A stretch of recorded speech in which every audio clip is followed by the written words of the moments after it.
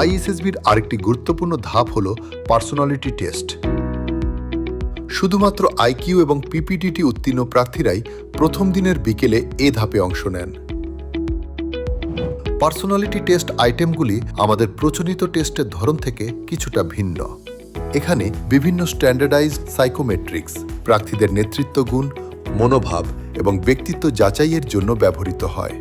এই ধাপে free association বা মুক্ত চিন্তন পদ্ধতি অনুসরণ করা হয়, যেখানে কোনো ভুল বা শুদ্ধ উত্তর নির্ধারিত নেই। বিভিন্ন উদ্দীপকের প্রেক্ষিতে প্রার্থীর চিন্তা ও দৃষ্টিভঙ্গির প্রতিফলনই এখানে গুরুত্ব পায়। পার্সোনালিটি টেস্ট মূলত অনেকগুলো টেস্টের সমন্বয়ে গঠিত। Thematic apperception test, story writing from beginning lines, word association test, sentence completion test, self description. এছাড়া প্রার্থীদের জীবনের বিভিন্ন অভিজ্ঞতার উপর ভিত্তি করে মাই লাইফ এবং মেমোরেবল ইনসিডেন্টস লিখতে বলা হয়।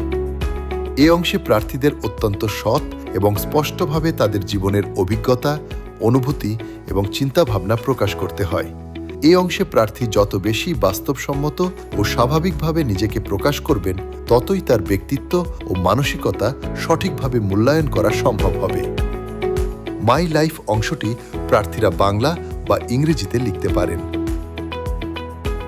পার্সোনালিটি টেস্টের প্রতিটি পর্ব শুরু করার পূর্বে প্রার্থীদের স্পষ্ট নির্দেশনা দেওয়া হয়।